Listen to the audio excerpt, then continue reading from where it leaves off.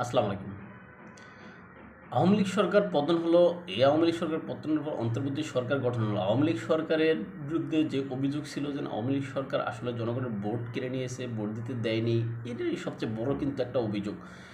আর আওয়ামী লীগ সরকার আইনের শাসন প্রতিষ্ঠা করেনি এরকম অভিযোগ আছে। কিন্তু আমরা যদি দেখি অন্তর্বর্তীকালীন সরকারের যে সমস্ত কার্যকলাপ কর্মকাণ্ড, এটা দেখলাম তো আসলে আওয়ামী লীগ সরকারের থেকে বড় মানে এই যে কী বলে স্বৈরাচার আমরা অন্তর্বর্তীকালীন সরকারকে মনে করতে পারি। কেননা অন্তর্বর্তীকালীন সরকার আপনি দেখবেন যে এই যে জাতীয় ঐক্যমত কমিশন নামে যে অনৈক্য সৃষ্টি করছে, সেই ঐক্যমত কমিশন রাষ্ট্রের হাজার হাজার কোটি টাকা খরচ করে তারা দীর্ঘ প্রায় 10 থেকে 11 মাস পর্যন্ত কসরত করে যে ঐক্যমত কমিশনের নামে অনৈক্য কমিশনের যে সুপারিশ তারা করেছে, যেই তারা জুলাই সনদ পেশ করেছে, সেই জুলাই সনদের ভিতরে বিএনপির সাথে তারা যেভাবে পাঙ্গা নিয়েছে বা পল্টি নিয়েছে, সেটা আসলে খুবই একটা নেতিবাচক বিষয় হিসেবে অনেকেই মনে করে।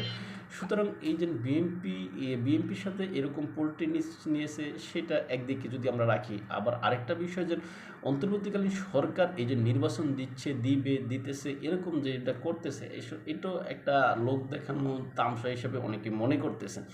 এখন এই দুইটা বিষয়ে আপনি যদি মিলান, আসলে নির্বাচন হবে না। কেননা এই যে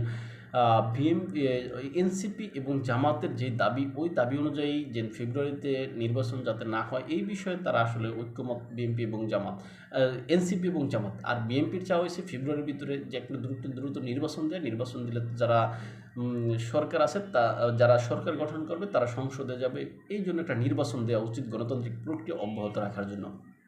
কিন্তু বিএনপির দাবির সাথে হয়তো কিছু দল একমত, কিন্তু আবার এই যে সরকারের নিয়োগকর্তা হিসেবে যারা পরিচিত কিংস পার্টি, এনসিপি এবং জামাত ধরতে পারেন, এরা আসলে নির্বাচন চায় না। এরা চাচ্ছে যে এই যে জুলাই সনদ বাস্তবায়ন করুক অন্তর্বর্তী সরকার, ডক্টর মোহাম্মদ ইউনূস তিনি নিজেই জুলাই সনদ স্বাক্ষর করুন। কিন্তু আসলে আমরা যদি দেখি যে সংবিধান বিশেষজ্ঞগণ কী বলেন, আসলে যে সংবিধান বিশেষজ্ঞ এবং বিশিষ্ট আইনজীবী বা আইনবিদ জনাব স্বাধীন মালিক, তার বক্তব্য যে 8-10 জন মানুষ মিলে বা 7-8 জন মানুষ মিলে যদি একটা সনদ তৈরি করে দেয়, ওইটা যদি সরকার বাস্তবায়ন করে, তাহলে ওইটা তো আসলে সরকারের মানে বড় যেই ফেসিস্ট তৈরি হওয়ার কারখানা হিসেবে এটা তৈরি হবে।